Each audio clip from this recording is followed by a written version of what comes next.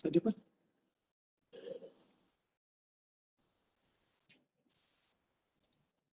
Kita dah tunggu dapat setengah.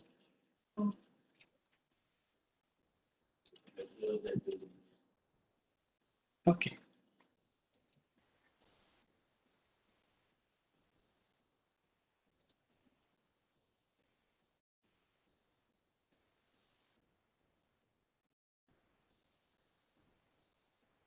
Dah, boleh kita mula.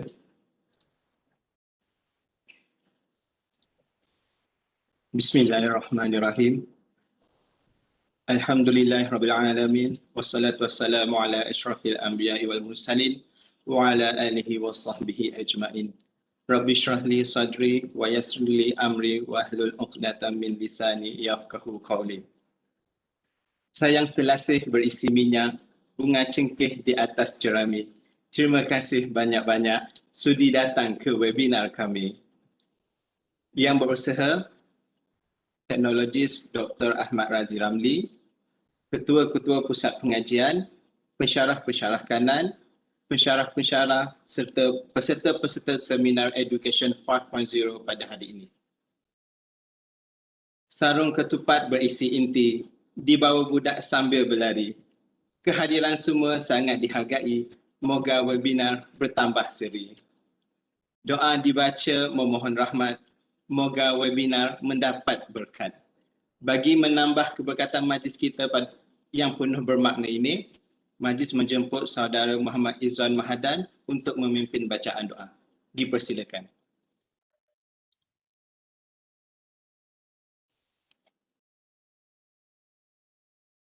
Terima kasih saudara Zahari. Assalamualaikum warahmatullahi wabarakatuh. Al-Fatihah. Bismillah.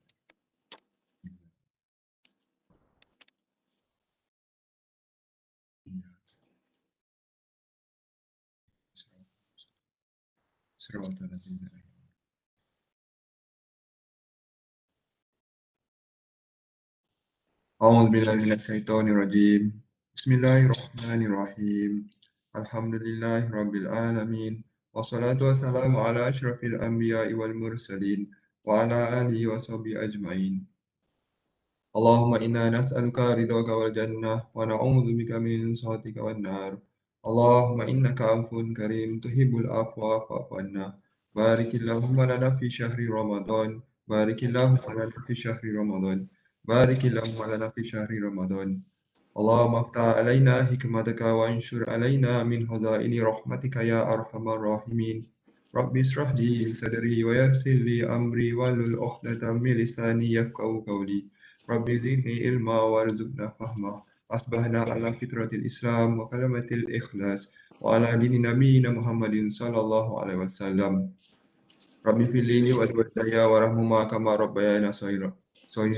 Rabbana zalamna anfusana wa illam taghfir lana wa tarhamna lanakunanna minal khasirin. Rabbana atina min ladunka rahmatan innaka antal wahhab. Rabbana atina fid dunya hasanah wa fil akhirati hasanah wa qina azabannar. Wa sallallahu ala sayyidina Muhammad wa ala alihi wa sahbihi wa baraka wa sallam walhamdulillahi rabbil alamin. Amin, amin ya rabbal alamin. Majlis merakamkan ribuan terima kasih kepada saudara Muhammad Izzuan atas pimpinan bacaan doa sebentar tadi. Alhamdulillah, bersyukur kita kehadrat ilahi atas limpah kurnia Allah Subhanahu Wa Taala kerana dapat kita berhimpun pada pagi ini untuk webinar Education 5.0.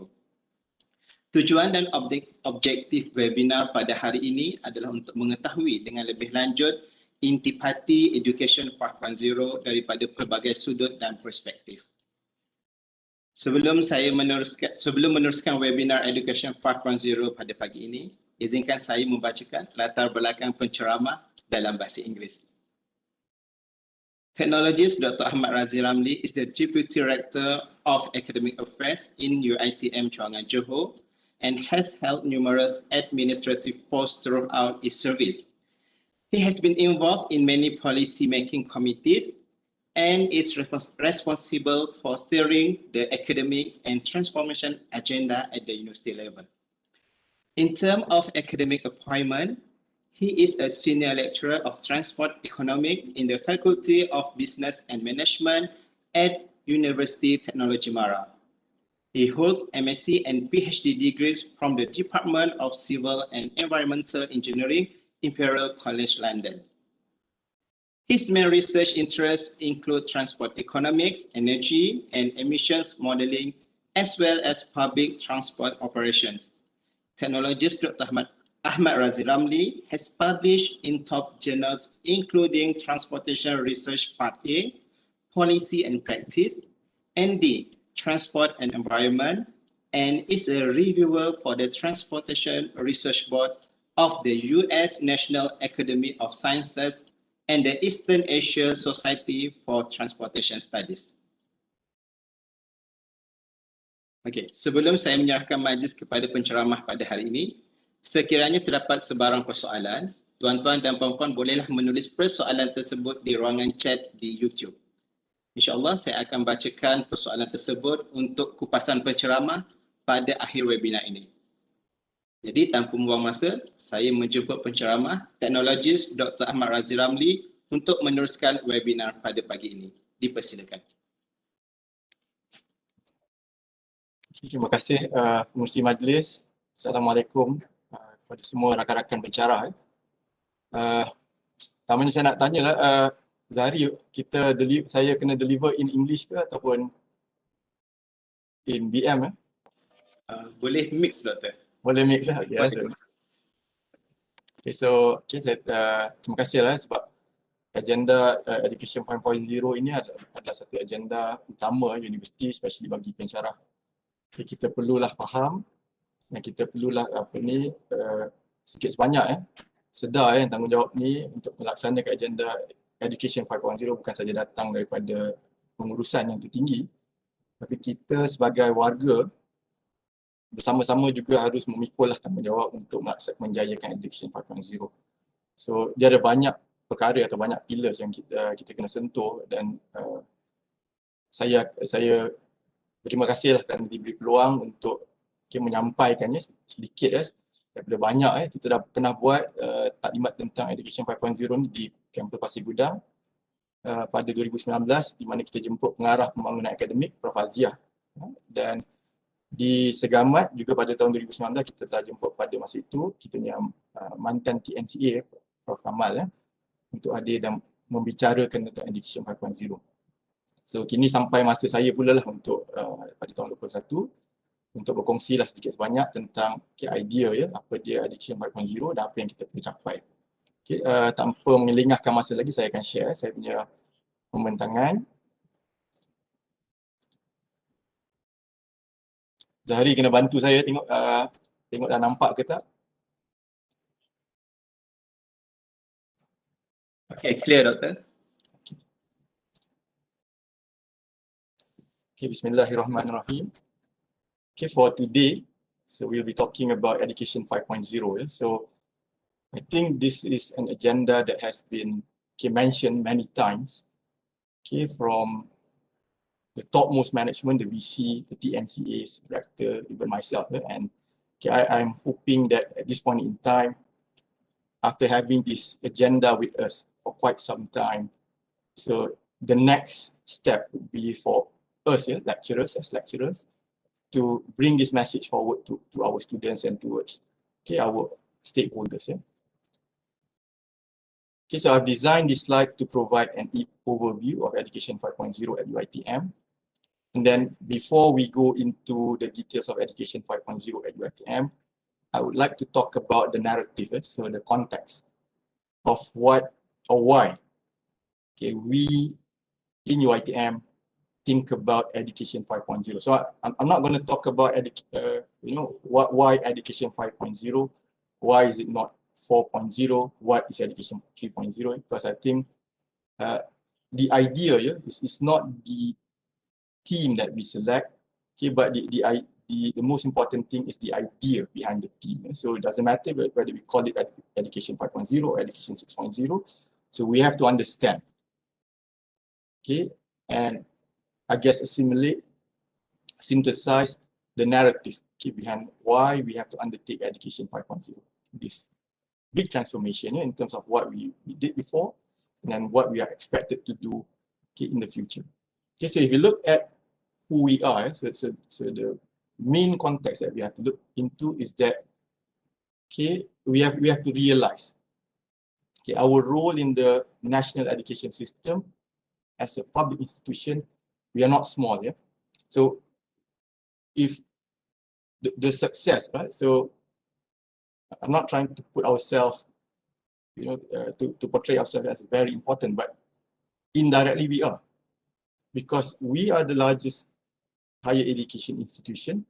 If you look at the statistics over there, right, we have an enrollment of around 189,000 students, okay, with a lot of staff, yeah, roughly around 18,000 faculty and staff members, and then with 35 campuses and 498 academic programs.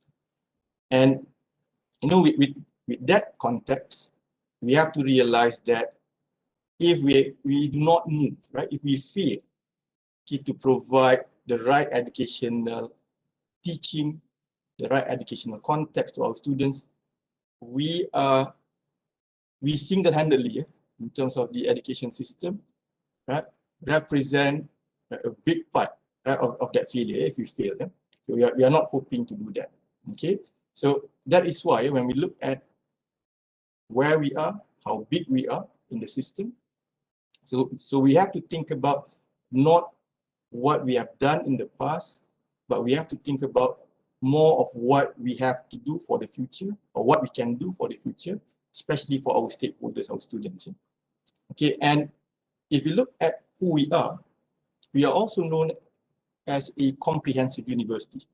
When we say comprehensive university, we have, if we compare to other public universities, you name it, whatever discipline, okay, whatever field of study, we can safely see, and we can proudly see that we have all of it in-house in UiTM. So not only do we have this huge pool of students, but we also have this huge pool of talent that, as the management, as the lecturers, pensyarah, if you do not make use of this pool of talent very well, then I guess in a manner we have not fulfilled them. So what we can do, right, in terms of delivery of knowledge, increasing the reputation of the university, right, and this will have effects later on, okay, especially to our students who as our product, if we can call them our product, are the ones who are the ones that we will let go, right, into the market in the near future.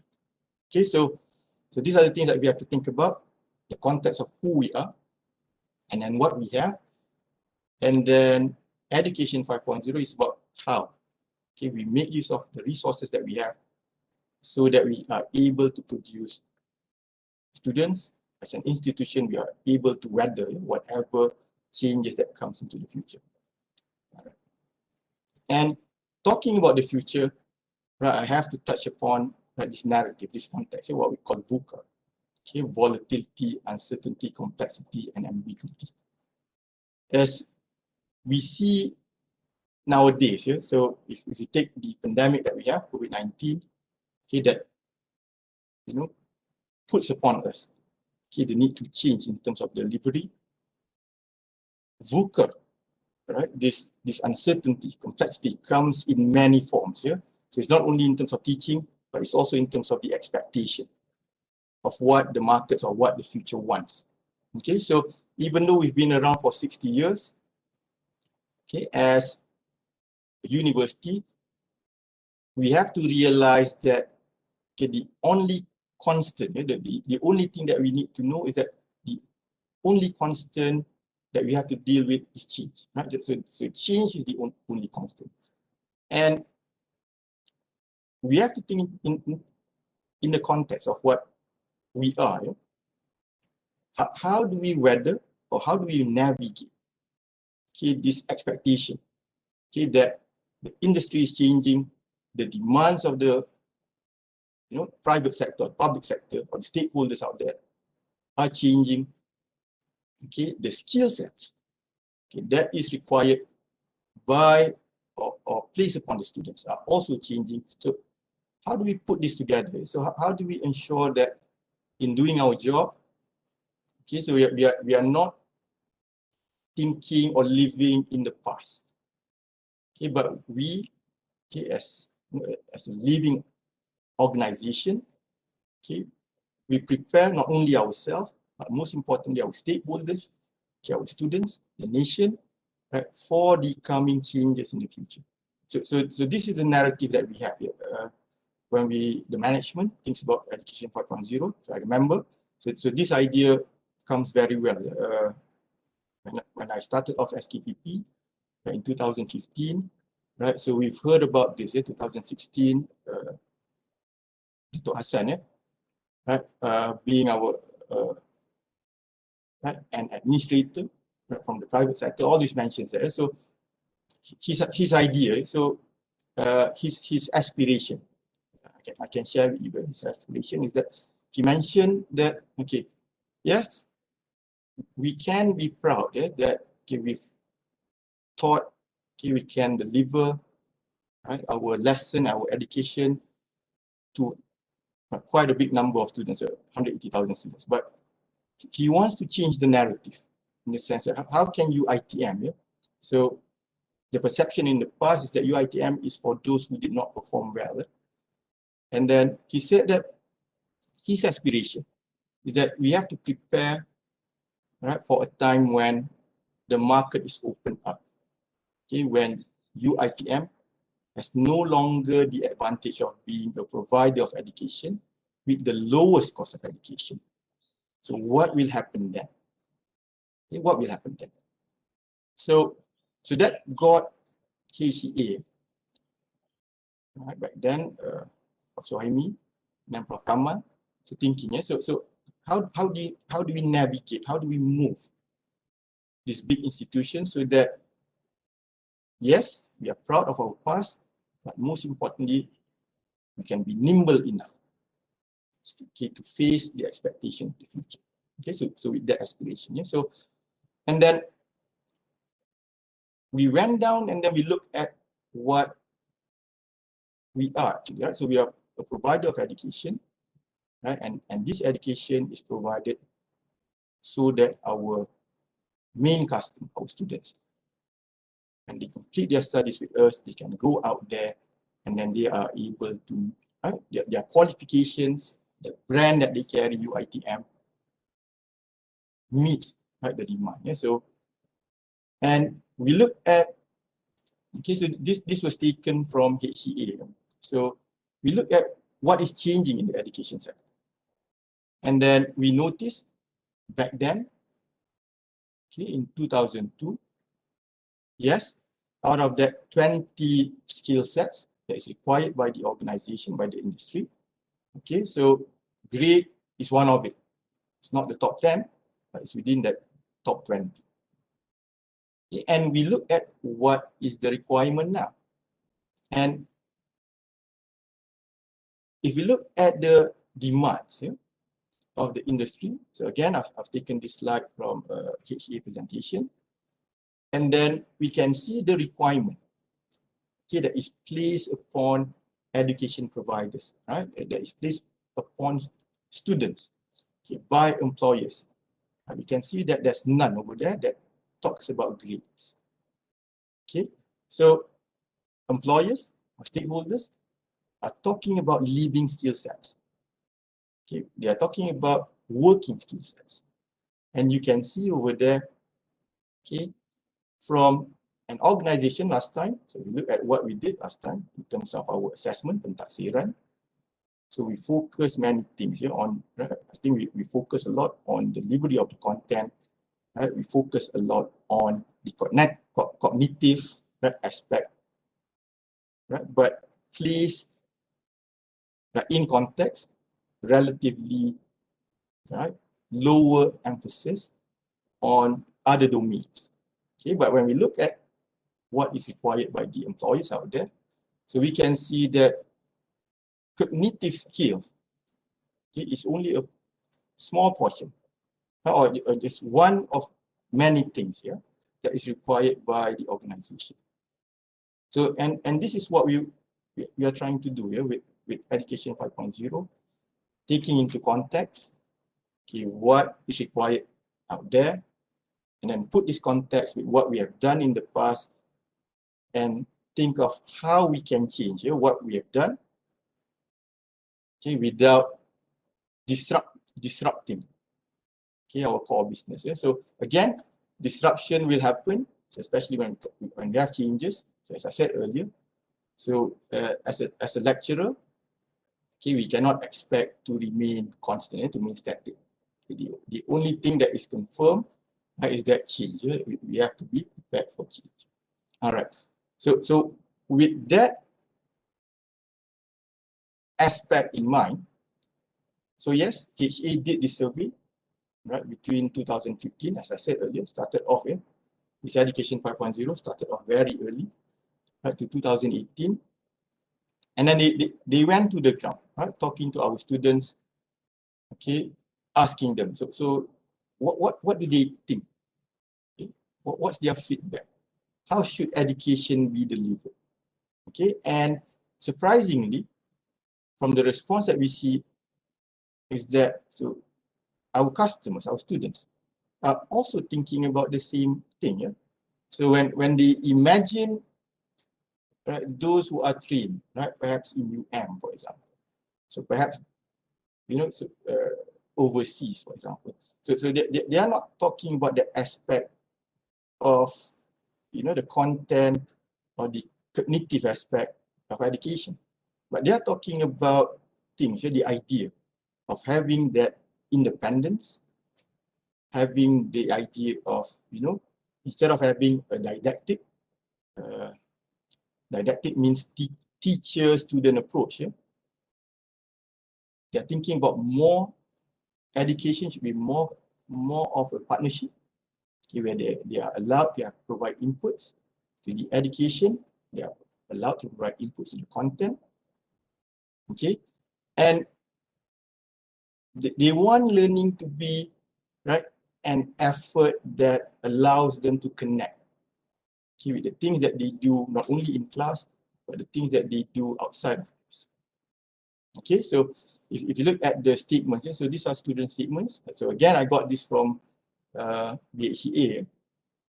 So these are the things that got us thinking. So perhaps not only the narrative, okay, but perhaps what the customer wants has also changed. So this is not what is imposed by the external factors, but this is also what is desired by our stakeholders. And so this got the university thinking. So how do we actually bring this? So how do we change this? Okay, so things that we have done successfully, we were not a failure. We did for 60 years, right, successfully, right, produced close to, I think, our alumni, close to 900,000 alumni. And we were not a failure. Okay, but the time has come for us to consider that perhaps what we have done, okay, we are not abandoning it. What we have done can be enhanced, okay, through inputs from the outside. Okay, so it's never enough to be satisfied with what we do. So if we are really serious in terms of our amanah, we are really serious of our accountability, then we should think about, okay, how we can fit in what we do very well with the requirement of the future. And this is where Education 5.0 comes in, because as I've mentioned earlier, we are part of that nation building agenda. So as a public institution with very big number of students, okay, we are not, we are not given the luxury to fail. Okay, so we cannot entertain the idea that, as a especially as a Bumi Putra institution, we cannot fail our stakeholders. Okay, so Education 5.0 is a reiteration of our promise, number one, to the country. So where we say that what our product, our program, okay, will be able to deliver outstanding students with scholarship, world-class standards that will stand competitively, right, globally. So you're not talking about Malaysia anymore, right, globally, right? And then to our students, we see that what they have, or what they will experience in UiTM is something that they can take to, carry over to their life after university. So they'll be able to, from our expertise, all of us, so they'll be able to enrich their life in that 2 years, 3 years, right, being in the institution. So this is our promise. So this is Education 5.0. Sure that they are capable of later on being able to contribute, right, to nation building themselves. So I think our previous VC, right, did mention that when he visited, right, so he wants graduates who are able to go anywhere.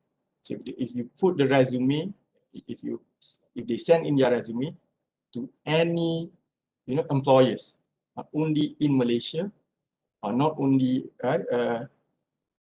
overseas, for example, so they'll be competitive. So they'll be treated the same as students or as applicants from any other universities. Okay, so in fact, he said that he would like to have that if people do what he wants is that when people decide on university, so they decide to go to Cambridge or Harvard only after they fail, right, to be in UiTM. So that's the aspiration. So I know it's a tall aspiration, but that's how, right, the top management wants us to think in terms of our program, in terms of our delivery, in terms of our brand. Okay, so this is what Education 5.0 is about. Okay, so as I said earlier, so as an academic provider, so we have to think about the kind of brand that we that we show, right? The brand, right, that people look when they interview our students. So these are the things that we want to develop. So our students, our millennials, are the one that people know, right, carries many, right, values, enthusiastic, diligent, highly principled, progressive thinkers, right? And then they are constantly willing to learn and then respond. So this is what we want. So this is our brand, and this is what we expect. So when we release our students out there, what people see, right, when they look at our students. So in other words, in order for us to do this, so again, for those who have done their recently curriculum review, for example, so you can see now in designing the curriculum review, so you talk about how we are going to mesh and synergize, for example, issues like SDG, issues like IR 4.0 in our curriculum. So because we are talking about this, we are talking about this brand, right? Nurturing UiTM's brand of millennials. And of course, in order for us to do this, so we have to break away from what we have done in the past. As I said again, I reiterate again, what we did in the past is really good, but what we are trying to do is that we are trying to make sure that we stay, or our students, we and our students stay relevant, right, for the coming future. And this is what, from our survey, again, so this is what we notice, that the expectation in the market out there is that they are no longer looking at knowledge. And so again, this is a very pertinent question, because the way education is at the moment, where it's easily accessible, it's not like in the past where you have to go to the university, then you get to be educated. Now, information, knowledge, ilmu is out there on the internet. So it's just a matter of, right, going to the right website, subscribing to the right programs, for example, and then you'll be educated. So how do we look at this? So how should this change how we think, in terms of delivery? So it's not only content based. Okay, it should no longer be content based, but it should also be about outcome or value based.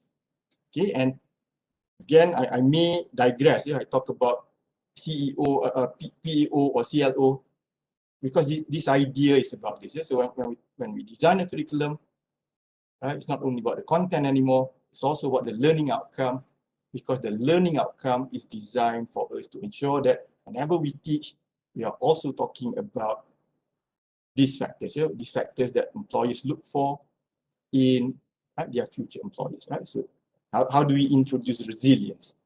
So how do we introduce agility? Okay, so this is where you see content and learning outcome must come in, right? Must be meshed together. And so what this means to us is that teaching or class session, at the end of the day, it's not only about filling out, right? So our students are not sponge, not only, right? They shouldn't be sponge only for cognitive information, okay? But that information or the way we deliver, okay, this information or this knowledge, okay, is supposed to prod, okay, push them, so that at the end of the day, at the end of their journey with us, okay, our students are, right, more than just graduates. Okay, they are lifelong learners. Okay, when they go out there, so it's not about being part, being a part of a huge machine that churns out graduates. Okay, but churning out individuals who are prepared, right, for the world of work. It doesn't matter what it is. So they may sign up as as an electrical engineering student, but they may end up in something else. Okay, that skill sets are there, even though the cognitive aspect is not there. Okay, and then it's not only about access. So as I said earlier, so we have to prepare ourselves for the time when, okay, UiTM may, I say may, right, may not be, right, competitive in terms of fees. Okay, so we are at a point where not only students but parents are very well aware of what ranking is and what it implies. Okay, students or parents are also aware that education is not only about fees, it's about more than that. So when we are in the classroom, so we also have to think about how this jive with what we do. And as I said earlier, so we have to think beyond just being a provider of higher education. It's not that. We have to think about how our teaching, our communication, okay, our contact with our students leads them to realize, okay, their potential, and of course, unleashing their potential. Right. So this is it, right? And things like challenging the status quo. Okay, so this is kind of hard, especially as a Bumiputra institution in the past, right, where teaching is very didactic. Okay, so what we deliver, okay, sometimes we may not be equipped, or we may not have experience a situation where students are actually challenging what we see. Okay, so but this is what we want. So this is what we want our students to become, a person who challenges the status quo. There's nothing wrong if they feel like, okay, things that are delivered in the class is not adequate for their understanding. They want some more. Then as an educator, right, instead of feeling slighted, okay, we should actually encourage our students. Yes, okay, by all means, if you feel like you can find, you need further information that what the curriculum has provided is not enough, but you need further information, then we, right, as the teacher, as the lecturer, It should be the one who opens the door for them to look beyond, right, the four walls of the classroom. Okay, so this is the idea of Education 5.0. I know this sounds a lot, yeah? I know this sounds a lot, okay, but taking into context what we experienced in the past as students, yeah, are no longer the same. So we can't tell students to relive what we experienced. So the challenge now is for us to, right, be in their shoes and think about, right, whether what we do, okay, will enable them to go out there as successfully as we are. So that's the main challenge, right? So if we realize this, I guess, right, if you know, I'm sure, thinking about all of you, okay, our tanggungjawab, our amanah, right? So I'm sure we are all up to this challenge. Yeah? So this is it, right? What we want to do, again, Education 5.0 puts the student at the center. So it's not about us, it's not about the institution, it's about the students and what they need to be successful in the future. Okay, so again, picking up on that, yeah, so that gradual shift from grade, that gradual shift from content. Okay, if we look at the national education philosophy, yeah, again, so we are not talking, we are talking about in education, we are talking about creating people with values. So as I said earlier, we are not a big factory, we are not a big machine, just churning out graduates. We are trying to churn out, produce, right, an individual. Yeah? And think about it. So when we see individual, put that tag, right, students aside, what do we want? Okay, when we say that UiTM produces individuals, we want to produce individuals. Right? So of course, right, a person not only with knowledge, a person with religion, a person with ethics, high moral values, so things like that. So in Education 5.0, again, apart from the learning outcome, apart from the content, right, world-class, updated, okay, future-proof content. So we are also talking about principles. We are also talking about values. We are also talking about adab. We are talking about amanah. Okay, these two keywords that we will always hear. Yeah, doesn't matter from me, perhaps from the rector, from the BC. So we always stress on this: adab and amanah in education. And in order for us to do so, to address this adab and amanah, so when we go out there, right, in the battlefield, our battlefield is the classroom. Okay, perhaps at this point in time is, you know, virtually go to the classroom. So how do we touch, right? Or how do we prod, or how do we trigger, okay, this adab, this amanah, right? So we have to talk about it. So lecturing is not only about content. So lecturing is also about telling our students, no, so the do's and the don'ts, the wrongs and the rights.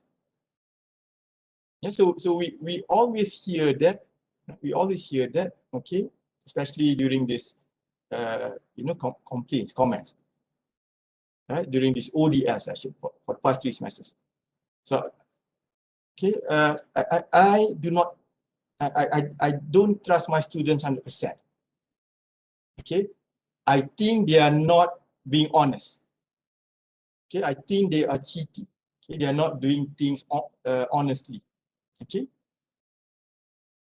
so that's why, right, in terms of education, in terms of delivery, okay, this idea, right, when you talk about grades, for example, we always talk about grades to our students. Okay, but we must stop at some point and say to our students, it doesn't matter whether it's ODL or face-to-face, getting grades is not about how good you cheat. Shouldn't be like that. You know, we have to tell them this, right? So good grades shouldn't be a reflection of how good you cheat, because if that happens, we have failed. You know, we have failed. And for us to inculcate, for us to a culture, we have to speak, right? We have to talk about this. Things that are not right, okay, shouldn't be done. Okay? Things that are right should be done. Okay, and this is what we meant, yeah, by educating the brain, the content, the cognitive aspect, and the cult. Okay, the intent. Yeah, and we want to put in, yeah. So when so this is taken from Tan Sri Zulkifli Razak. I think he was the former VC of USM. So or one of the trainee, cult-based leadership. So he was talking about this, yeah, producing individuals. Okay, when we talk about individuals, what do we want? Yeah? So we want individuals with wisdom. Yeah? So having discretion, having that will to always strive for excellence. Okay, having the sensitivity to be, to realize the implication of such, actions. Okay, what it implies when they do things, right? But trying to do away, with that negative aspect, right? Such as like swindling, deception, or slyness. Okay, so we also have to talk about courage. Okay, that nobility of struggle, of the struggle as a student. As I said earlier, the GPA shouldn't be about how good they cheat. It's not that, yeah. But the GPA should reflect, yeah, how much they have struggled. I myself, you ask me, I don't believe in the smart way of doing things. Yeah? There must be a combination of working smart and working hard. Yeah, so that's how you achieve success. But of course, working hard requires courage, requires endurance. Okay, so you have to, we have to share, yeah, that success is not easy.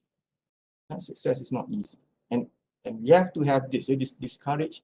We have to have this bravery, because it's not, this aspect is not only applicable during studies, but will also be applicable later on in life. Yeah, a person with wisdom, a person with courage. There's another one, yeah, temperance. Yeah. Okay, so I'm not sure. Zahari is, menggiling itu, is it because it's so hard, the expectation? Right. Okay, but these are the things, yeah, that we expect. So when we say we are training, we are educating, not only for knowledge, the brain, but we are also educating. We have to educate the cult. So I'm not sure in the courses. So how do you do this? Okay, but for me, I think, okay, it goes without saying, if this is what we aspire, we have to talk about it. Just like when we have this session. So when I talk about education 4.0, so we have to talk about education 4.0. What are the values? So what are the principles behind education 4.0? Okay, right? Of course, right? That sense of justice. All right. So again, right? Yeah, I focus a lot on the students, because this is what we are supposed to do. Again, when we discuss at the HE level, so a lot of the discussion, right, revolves around what we have done for the students. Okay, when we have good results, for example, always, yeah, we are reminded as the Timbalan Rektor, Timbalan Dekan. So we are always reminded to think, right, to sit back, right? Is it because of KPI, or do the results really reflect, okay, what, right, in terms of the growth, right, of the student, right? Does it really measure? So if you notice nowadays, we talk about pentaksiran, we talk about the alignment, right, of the course and the assessment. So it's always about this. So it's always about taking a step back and reflecting whether what we have done, okay, right, we have done things correctly or not, okay, and whether we have done justice to what we are supposed, right, to inculcate in our students. So again, as I said earlier, so if we are happy, all our students get A's here, but they get their A's, right? Their A's reflect how good they cheat, then we have all failed. It shouldn't be like that. Right? So their A's are supposed to be about how good they have struggled, right? How good they have adhered, okay, to that principle of having courage, right? Not to cheat, okay, having that courage of putting in the additional time or the additional effort to work, right, to achieve their aspirational GPAs, for example. Right. And building up education 5.0, as I said, so it's centered on the students, but there are two other components. So one is that at the institutional level, at the university level, so we think about our initiative, our objective, our intent, our responsibility, our content, okay, with placing the students at the center of everything. Okay, and then by doing that, we can urge our students, when we come in here, right, so we have done our part. Right? We have done our part. So what we are giving is not something outdated. Okay, but that's where you step in. That's where the students has to step in. Okay, so they must have passion. The second part, okay, I think that I've stressed this quite a lot to the KPPs here. Talk about ownership of learning. Okay, ODL is a very good platform where we can gauge, we can see whether this ownership of learning takes place or not. Okay, so it's easy for us to, sometimes I'm worried. So if I put materials online, but there's no feedback at all, okay, from the students. Okay, so if you take it easy, then well, good. No questions means no problem. Okay, but as an educator, so it should, at least for me, I'm expecting that it should trigger something deep within our heart. Right? So is there something wrong? Right? Why are they not responding to my materials? And we prod and we urge. We go back to them. So is there anything wrong? Right? Why have you not responded? Because we want to see whether this ownership takes place. Okay, this is also the time where we want to see the practice. Right? My experience overseas is that materials are provided. We know where to get the materials. When we come to class, we come prepared. Okay, we want to see whether this happens as well, right, with our students. Okay, having the maturity, having the wisdom to look at the materials and come to class and then ask. Okay, so that's the only way we can move from didactic teaching, teacher-centered teaching, towards aspirational goals of having like Socratic thinking. So we are going deeper. We are not talking about at the content level anymore. We are going deeper into the content. Yeah, so this is the idea, right? Student, we've put them at the center, so they must embrace their role. It shouldn't be where we are only, the educators, only the administrators are excited. So let's do this education 5.0. Right? So yeah, we have education 5.0. We should do this. But our customer does not realize what this implies, right, in terms of how they should respond to education 5.0. So we have to talk about this in class. Education 5.0 is not after this. So I may want to join your online session and see, you talk about education 5.0 with your students. All right. So Zari will be the first. So, all right. So trickling down or cascading this information down is also very important, right? Because again, we are talking about our brand just now. Okay, so this is the brand of students that we want. Okay, so I do hope when we have things like the QS ranking, when we get that information, so we do spend time, 5 minutes, 10 minutes, we talk about to our students. So what does this mean? Ask them, how do they feel? Do they feel sad? Do you think it's something that needs to be pursued?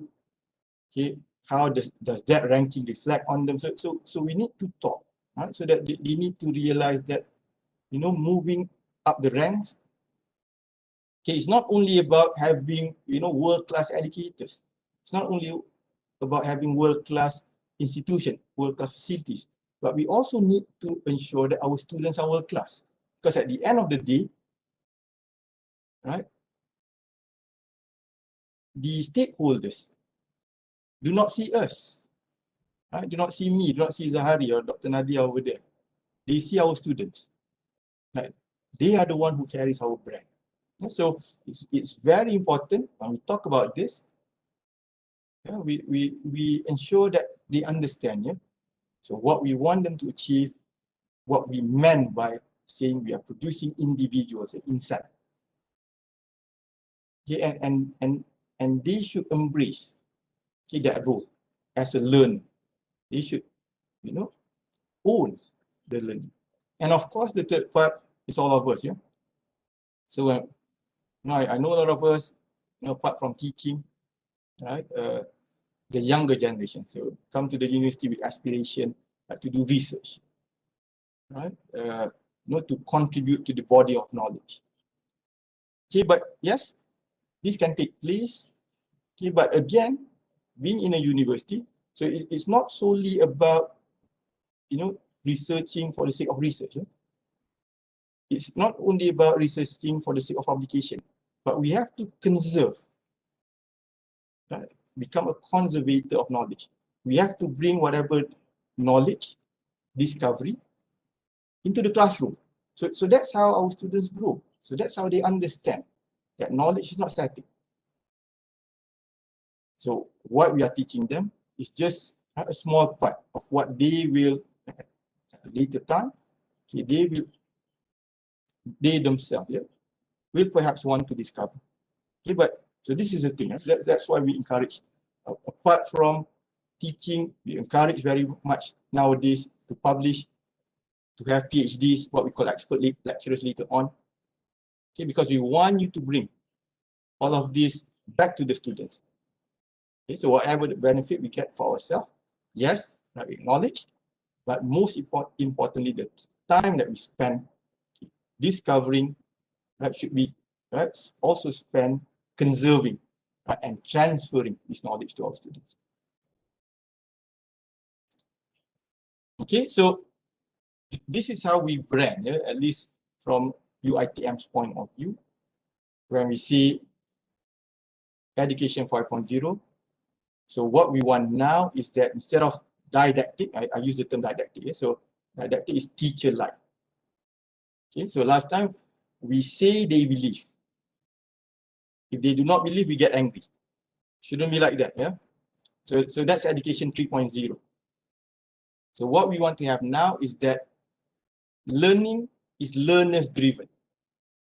Okay, so sometimes we talk about the idea over here in our meeting with all the TDs, TR, right? So how do we drive that? So how do we inculcate? How do we encourage our students to ask? So what we have taught is not enough.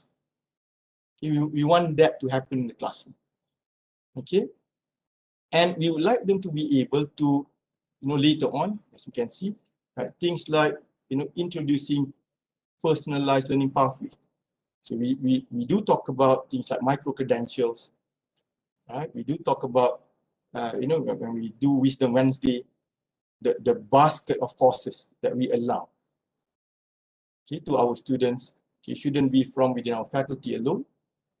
Okay, but inshallah, for example, they encourage to go between campuses, right? Inshallah to Puncak Alam, for example, Puncak Alam to Inshallah.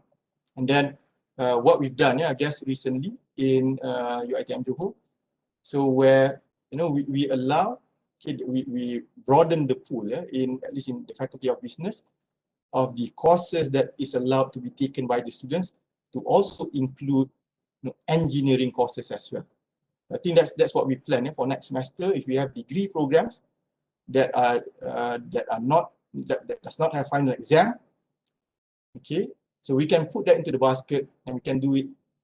My idea is that we can do it through ODL, so that engineering lecturers in Pasir Gudang can teach engineering courses, degree level engineering courses, right? That is in the basket of elective courses for business school students. Right? The benefit is twofold. Number one, we get to capitalize on the strengths that we have in Pasir Gudang. Number two, I was told that this is also beneficial for our lecturers because, at this point in time, we don't have the opportunity yet to teach degree courses. So this is a start.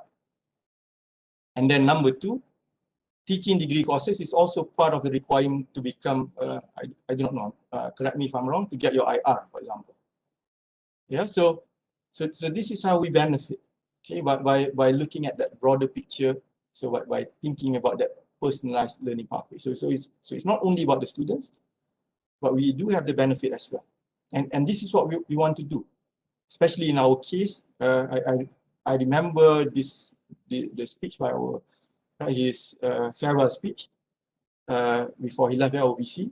So he said that one of the biggest challenges in UiTM is for us to, break down the walls between faculties. Because with the things that we have, we are really strong. Okay, we can offer a lot that other universities cannot offer. Okay, but we need to take that step, right? So personalized learning pathway, we have started to try to do it this in Johor. Inshallah, next semester we're going to do that. Okay, but we have other things in Education 5.0. So other things that we want to do, right, to ensure that we carry this narrative, okay, of pushing the boundaries of education for our students. All right, yeah. So again, this is taken from the Education 5.0 playbook. So you can have it, you can download online. So it's a 96-page guideline, talking about the things that we have planned.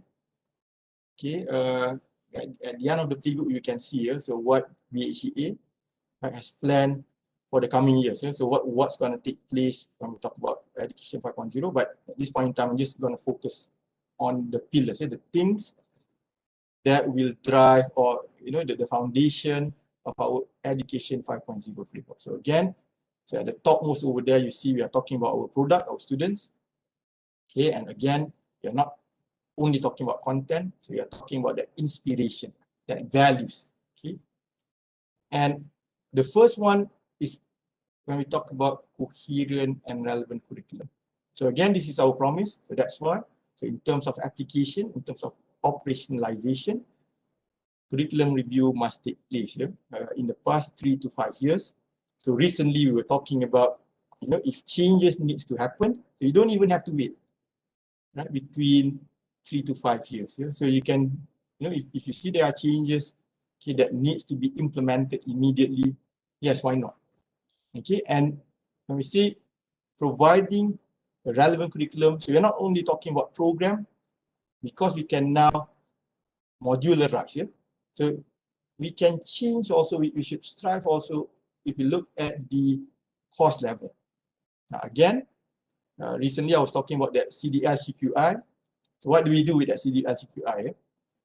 So when we look at the quadrant and we see that, well, it indicates the course needs to be reviewed, okay, or the curriculum needs to be reviewed. And so this is what we bring. So this is what we should use, things like the CDL CQI form, to trigger question, right, to reflect. So why is it like that? Why is the result? Why is the quadrant there? Is it my content? Okay, is it no longer relevant? So it's about that. So it shouldn't be about pelaporan. Right? A pelaporan without analysis is just another paperwork. Right? It's a waste of everybody's time. Okay, but when we do that pelaporan, so what should take place also is that analysis, that reflection. Why is it like that? Okay, what can we do further to make things better? Okay, and we talk about that future-proof content. We talk about expert faculty. So this is in the playbook. We say that that's why we have this aspiration of having many PhD holders as soon as we can. Because once you have that PhD, so you are able to explore your area of knowledge further. And again, going to what I've said earlier, so we want you to bring this knowledge back into the classroom. Okay, so that they don't have to look elsewhere. If they want to further their studies, they know. They have an expert lecturer who will be able to guide them, walk through their education life together with them. So we want to develop that. So did mention also about multidisciplinary electives and programs. Okay, so again, I think what FT is doing is very good. Trying to come up with a new program. So this is our aspiration. I know we have almost 500 programs, but again, looking at the expertise that we have in Pasir Gudang, the coming PhDs, we should think beyond. Yeah.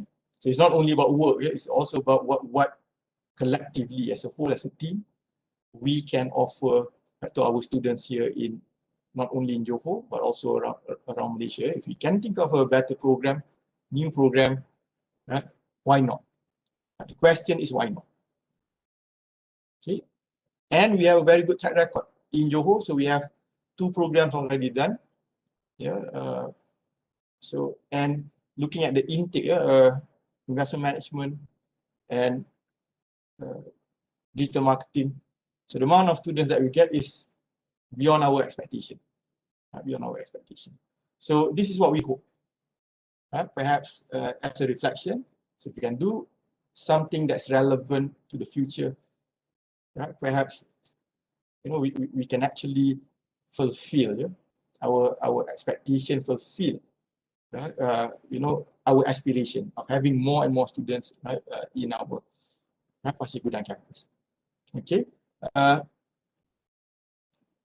right. So we talk about recently again high-end TVET. Okay. We are required to identify. So there are 4 models for high-end TVET.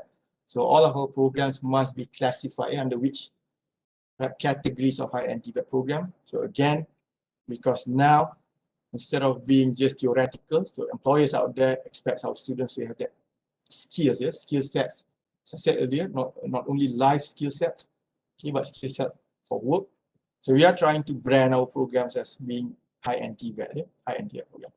And one of the main point of concern is that, so do we have to replicate, when we say high-end TVET, do we have to replicate what is being done by polytechnics? No, right? So when we talk about high-end TVET, there are certain skill sets, So it's not psychomotor. Okay, when we talk about practical skills, so as an engineer, so we are not only talking about that psychomotor of doing things, okay, but we also talk about, when we produce engineers, so the practical skills is that they must be able to lead, they must be able to manage. Okay, so we have to ensure that when we say our program is future-proof, because it's a high-end TVET program, so we have to ensure that these practical skills are there, embedded in our curriculum. And again, we talk about incorporating current issues, present issues, things like SDG, for example. Okay, so again, it's about suiting or matching our content with the requirement of the moment or with the requirement of the future. So if we talk about future, we have things like future industrial skills over there. So what is the expected areas, that is seen to be rapidly progressing in the near future? So how do we incorporate this into our curriculum? So this is what we want our lecturers, our staff to think about when we talk about that first pillar, preparing a content that is future-proof. All right. Pillar number 2 talks about this. How do we deliver, innovatively deliver and do assessment? So again, in the past, I can safely say, so from what I've heard, is that we have always been a very cognitive-centric, we've always taken this cognitive-centric approach. Okay, so where assessment is always about tests and final exam, So we need to move beyond this. So assessment is, as I said, if we talk about producing based on outcomes, so we have to think about what would be the right assessment for for the different outcomes. Okay, so it cannot be always tests and final exam. Okay, and We talk also about just now micro-credential. I guess that's one of learning on demand. And I also want to say that what FTE has done with the professional program, professional diploma in electrical and electronic technology.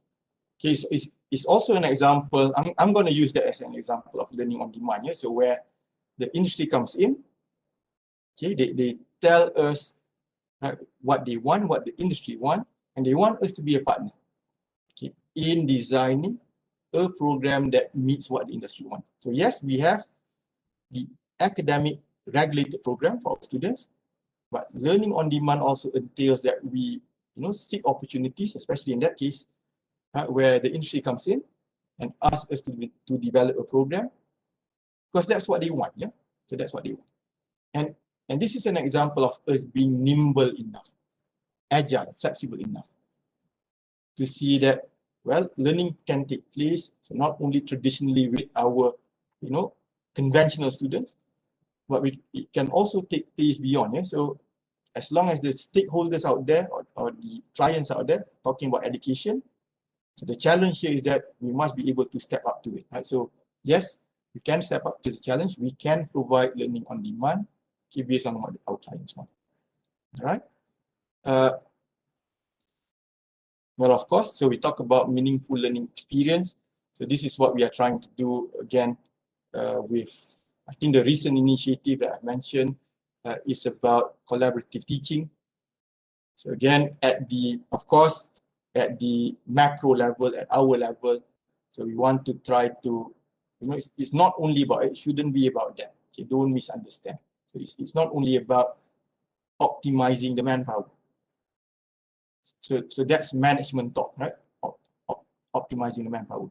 But through collaborative teaching, what we want all of you to do is that think about how can we enrich, how can we value add the learning experience of our students in class.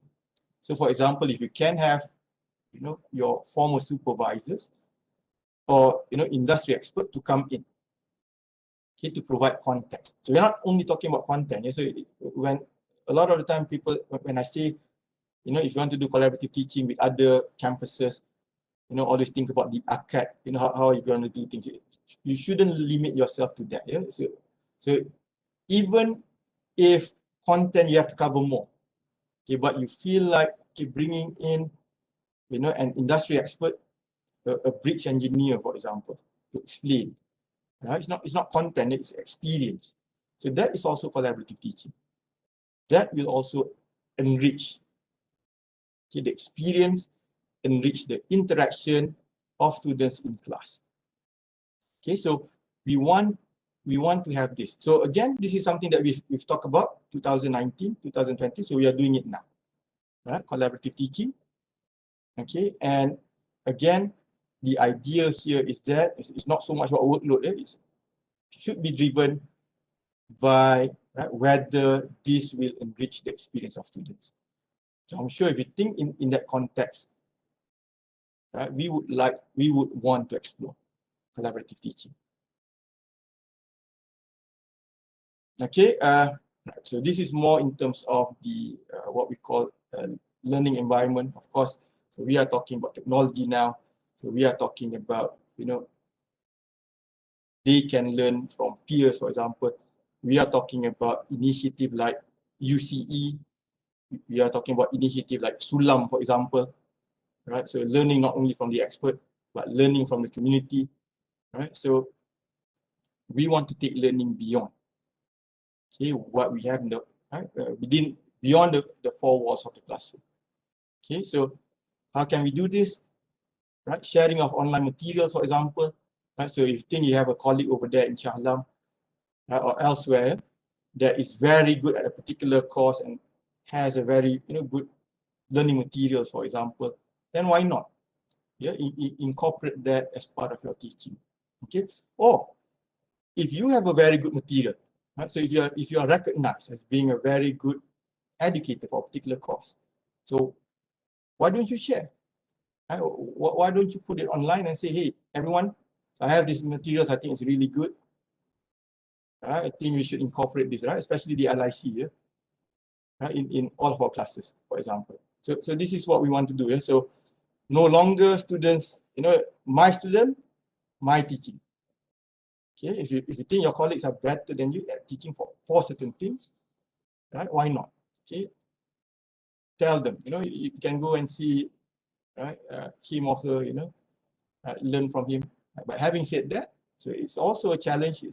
The onus is also on us to improve ourselves, yeah? To elevate, to upgrade, okay, our capabilities from time to time. All right, so okay, not much more Zahari. Yeah? 2 hours of talking in Ramadan is very hard. Yeah? So we are almost at the end. So pillars, the final pillars, talking about all of you, talking about us. Yeah. So the qualities that we want. So I think I've mentioned this as well. We have to engage our students. Right? We have to empower our students. So again, they are now our partner in teaching. They are now our partner. So of course, right, this, moving from the mode, last time, lecturer/teacher, right, to academic partner, takes a lot of courage, takes a lot of change. We have to embrace that change. So yes, it's not easy, I understand. Okay, but if we believe in our adab, right, we believe in our amanah as an educator, so these are the things that we want. Yeah? So always keep thinking about how we can further improve. Yeah? So we are no longer teachers anymore. So this is what we want as inspiring educators. And in terms of context, when we say amanah for educators, see, it's no longer, right, where is teaching over there, right? So just one part. Okay, as an educator, our amanah is broad. Yeah, develop trust. In terms of integrity, for example, we have to seek and explore knowledge, right? We ourselves must embrace lifelong and life-wide learning. So this is our amanah. Okay, so transformation takes place with us first, quite broad. Okay, but inshallah, knowing that teaching is a very noble profession, yeah. So I'm sure a lot of us, despite having having activities in research, we do want to engage our students as well. Okay, we do want to bring whatever knowledge that we found, that we have discovered, okay, to the students, to the community, because this is our amanah. Yeah? So quite a lot. Okay, quite a lot. Okay, in fact, when I sign up, again, I thought it's just that, right? I speak, and the students listen. Yeah, but as we evolve, so the challenge, especially for not so young people like me, right? So again, right, it's a big challenge, right, to transform, reinvent ourselves, because this is the amanah that we expect, right, for educators. And we are trying to do things, we are trying to assist, yeah, in the sense that we talk about flexible delivery, we talk about no longer chaining the pencarah. In the past, we cannot go for our what you call conference, we cannot do our research, we must do it during the semester break. Okay, but now the framework, okay, the way we think, even at BHA, is that, so we want to liberate. Okay, so as much as we say that, right, we want to develop that values for our students, we also need to develop that value as management. Yeah? So to have that empathy, to have that trust, okay, on our staff. So that's why if you see the academic regulation starting to trickle in, so changes, things like flexible delivery, changes like you yourself think about what you want to do, part of your LMPT. So it's no longer teaching. Yeah? So you yourself have to think about, okay, so this is my contribution for the university for this year. Right? So this is what I want to do. So we are starting to trickle down. Of course, there are targets. Okay, we can't run away from targets. Of course, there are standards that we want. Okay, so giving the freedom is good, but it must be guided. Yeah. So this is what the university wants to do. right? And I'm telling you, so when I got back from overseas, I always ask for that. Yeah? So why can't I go out? Why can't I do conference during semester? Why do I have to wait during the semester break? But having given, yeah, so having given the the flexibility, right? So sometimes I end up realizing, even with flexibility, I cannot go anywhere. Right? So that's us. That's us. Right? The thing that we do in UiTM, we have the system now. Right? Teaching can be anywhere, at any time, right? At any place. It's no longer in the classroom. You can go out, do your research during the semester. But whether you want to do it or not, you're always like that. Yeah, on the right hand side, there's no time to go out. Right? So, but take the opportunity, inshallah, we are transforming. This is not the end yet. Yeah? This is not the end yet. We are still evolving. Feedbacks are greatly appreciated. If you can get the feedback, we can incorporate things so that we can all strive together, right, in a much better manner towards Education 5.0. Why not? Okay, so, all right. As I said just now, if I hear, I forget, this is for all of you. I see, I remember, I do, I understand, I think, I discover, I feel, I value. You have to share. Yeah? If you share, you will gain, right? You will understand, you will assimilate, you will synthesize what is the aspiration behind Education 5.0. Okay, so with that, thank you so much. Terima kasih Zahari for listening, and everyone, thank you so much for listening.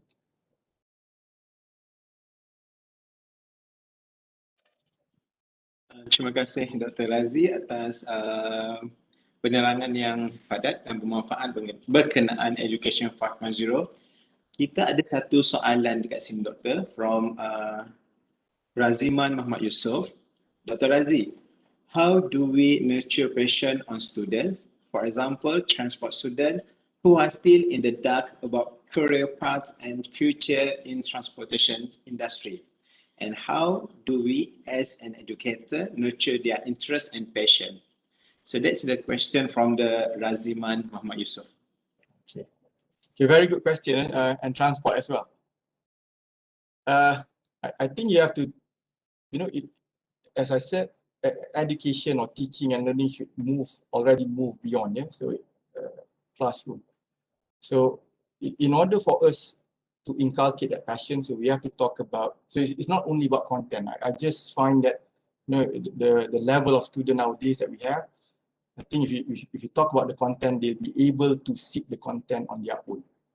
Okay, but what we bring into the classroom is that when we deliver that content, when we intersperse, we include in terms of what we can do with the knowledge. If you have learning experience, if you have working experience, so you can see that things like, when you are in the industry, okay, so people, in order for you to develop, so you have to, have that passion for you to grow in an organization. So it's not only about GPA anymore. You don't, go up the ladders, right, with your GPA. Right? So it's about always thinking about how to improve. Yeah? So again, if you learn theory, and then it's just about memorizing, it's just about regurgitating what has been said by the lecturers, then I guess that there wouldn't be any passion. But I talk about Socratic thinking. So where we go deeper into the layers of cognitive knowledge. If you give examples, I guess in Johor now, you have the BRT, right? So you provide that context. So transportation. So with this BRT, I know you want to talk about the benefit of transportation, but bring them there. I know it's unfortunate we can't do it now in our present situation, but bring them out, okay, or ask them to look beyond the classroom and ask them to imagine. So how can we incorporate or utilize what we have learned in the classroom with the things that are taking place outside? So perhaps that's one. Yeah, that's one. Perhaps the other way is that you can always bring in someone from the outside to tell them, well, guys, okay, learning is more than just memorizing what's in the textbook. Okay, so learning is also about applying, knowing when to apply. Okay, seeing where to apply. So in that case, so if you are able to move beyond that basic cognitive process, then I'm sure you can find passion they can find passion in doing things. Yeah, I hope that answers, because I do lecture. When I lecture, I talk about, so I do modeling, econometric modeling. I do talk about how with the data that we have, can we predict the stock price movement, for example. So if you have this model, so do you think you can make money out of it? Okay, so when I taught investment, so I told them, okay, as a group, you pull in everyone, perhaps 50 ringgit per group, per individual in a group. So, and then that 200 ringgit, you try and implement what we've learned in class. So things like buy low, sell high, or sell high, buy low. It's not something that you memorize. You have to actually practice doing that. Yeah, so that's how you create that sense of passion. So at the end of the semester, they say, so if I had put in more money, I would have I don't have to study anymore. So something like that, right? So yeah, hopefully you can apply that for investment. For transportation.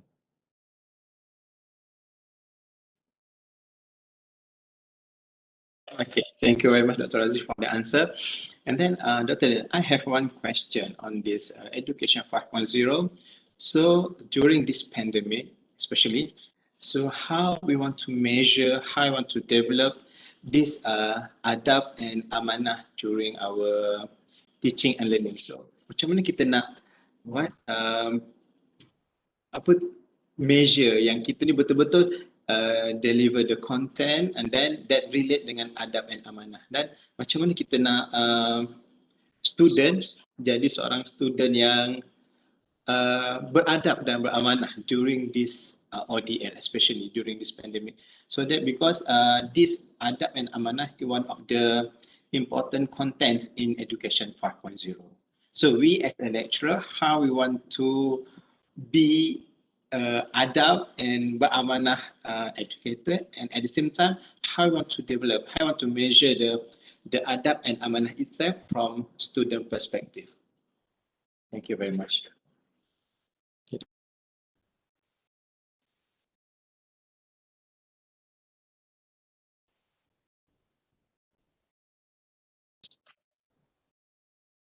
Alright.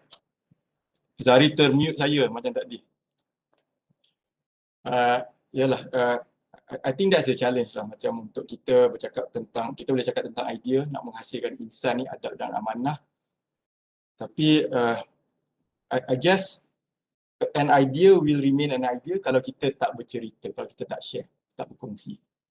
So and of course bila kita nak terapkan adab dan amanah, number one, it should, the easiest way for them to learn is through observation kat kita sebagai pensyarah. So it's easy macam bila kita ada ODL ni tiada pemantauan, sometimes kita kata kerja keras, mungkin bila kita deliver tu we take things for granted,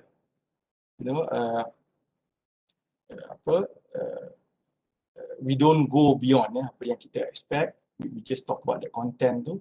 So itu yang selalulah macam kalau kita ada anak-anak ni pun they pick up all these values, all these qualities.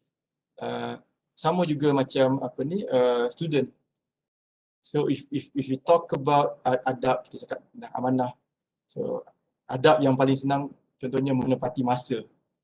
So if we say our class starts at 8 o'clock, kita dah ada dekat 8 o'clock ke, kita datang pun 8 suku, dia tunggu kita lama, sir, mana sir, kan?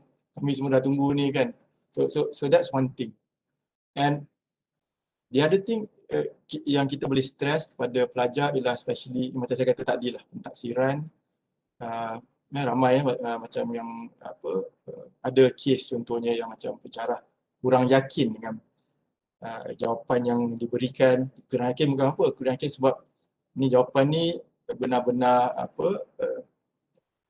mereka punya ke ataupun dia berkongsi secara beramai-ramai dan sebagainya. So benda ni adalah benda yang kita kena cakap lah. Macam kepada pelajar, macam saya katakan tadi, GPA itu sepatutnya adalah a reflection of usaha, a reflection of dia punya kerja keras, hard work. Okay. Usaha adalah a reflection of dia punya honesty. Itu GPA tu. Tapi kalau GPA ni adalah reflect berapa cekap dia meniru, dan gagal lah kita punya education system. Maknanya it's just a reflection of how good they cheat. So it's not something yang sepatutnya mengembirakan mereka. And mungkin kita boleh tekankan juga contohnya daripada segi pembelajaran lah, macam saya kata tadi, selalu yang kita katakan you'll be found out later on in life. Kalau kata you tiru macam tu, imagine jadi engineer atau jadi medical doctor, all through the lesson tu, imagine you go through sebab you tiru, and then you're on the surgery table, nanti you nak bedah orang, orang suruh potong tangan, dia pergi potong kaki contohnya. You have that implication in life tau. Education ni is something that we carry throughout our life. So itu yang bila kita cakap, so saya mohon untuk kita semua bercerita dengan dengan student kita cakap tentang adab dan amanah. Because kadang-kadang bila saya cakap tu, saya pun reflect, Dia kata saya aspiration macam ni. Tapi mungkin setengah masa tu saya terkilaf, saya pun tak live up to what I say. So kita ingat sendiri tau bila kita cakap ni. It's out there. Between us and the student, kita cakap ni values yang kita nak. Tapi kita tak buat. So I think we have to practice to share, to express. So what we want, what we expect. Macam contohnya borang baru-baru ni, peringatan kita dah buat semester lepas, aku janji pelajar. Okay. Kadang-kadang kita marah pada pelajar kita, dia meniru, tapi saya selalu tanya pada KP, berapa kerap yang kita bercakap dengan pelajar jangan meniru. Kenapa kita tidak boleh meniru? So kita expect dia tahu, tapi kita tak pernah pun tanya, kenapa dia kenapa you buat benda ni, ataupun sebelum dia buat tu dah cakap dah. Assessment macam ni, you boleh tengok buku, you boleh buka internet, cuma you tak boleh communicate. That's what I expect. So benda macam itulah yang mungkin bila kita cakap dengan adab dan amanah, is more of that, how we carry things, whether we talk about it, and I think talking about it is very important because you terpaksa berpegang pada apa yang you cakap, and it's good for the reflection at the end of the day, whether you have done it or not. Bila you tengok budak-budak tu buat macam tu, adakah ini salah saya sebab saya sendiri pun tak reflect, saya sendiri pun tak cakap.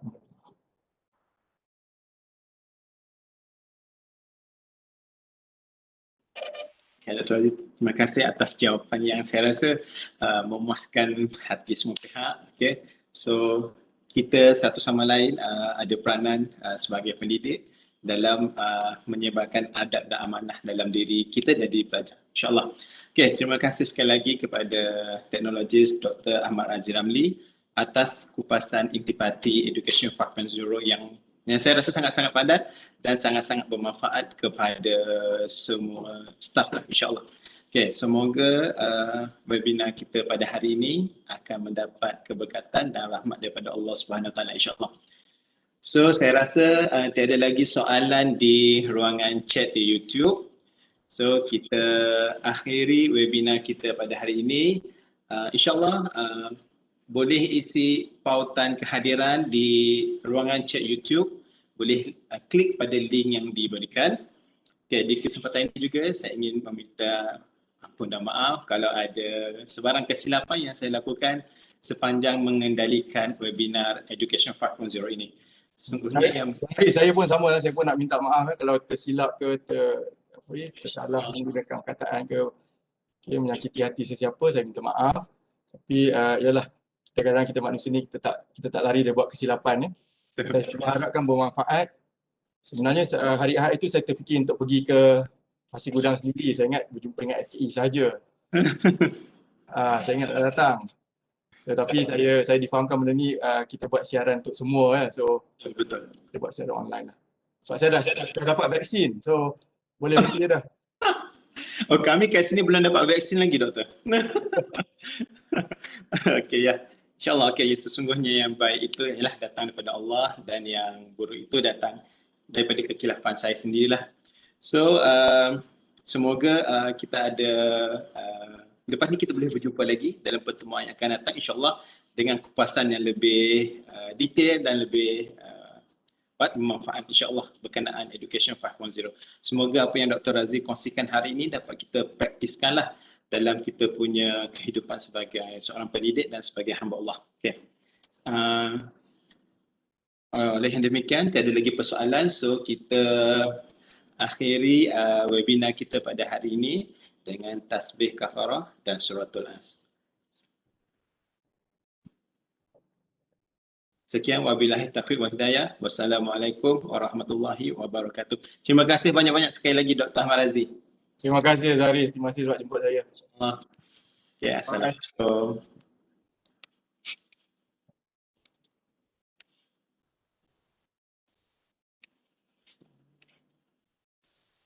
Kita nak offset kan?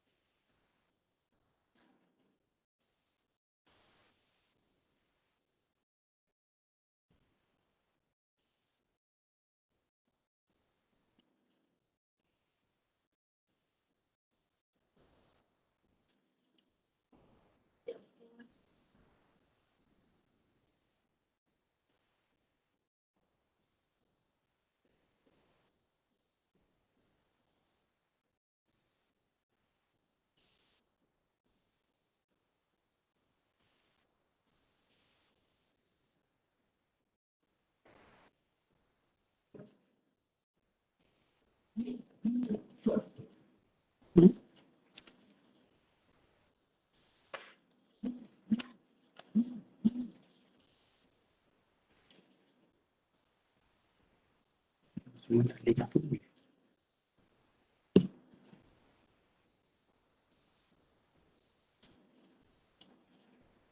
Tak kau.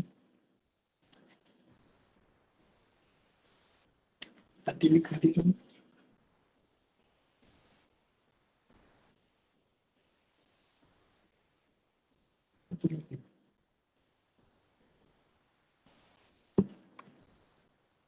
Ni kelahiran eh?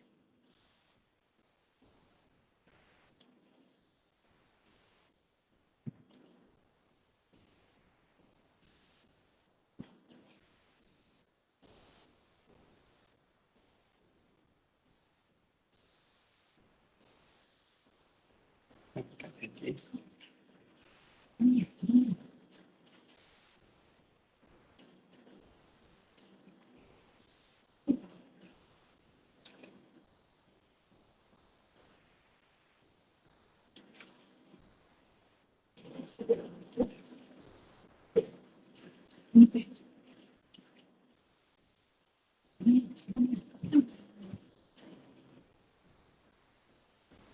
Tahu tak? Ini akan jauh dari yang tu.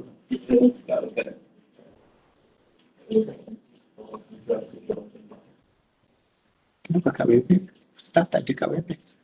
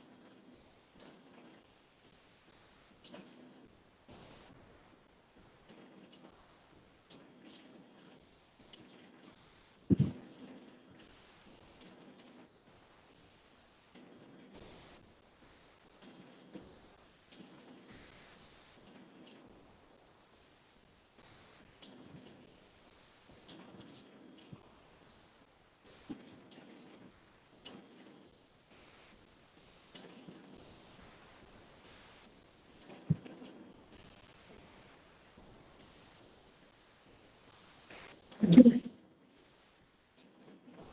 ada. Tapi kat itu tak keluar. Oh.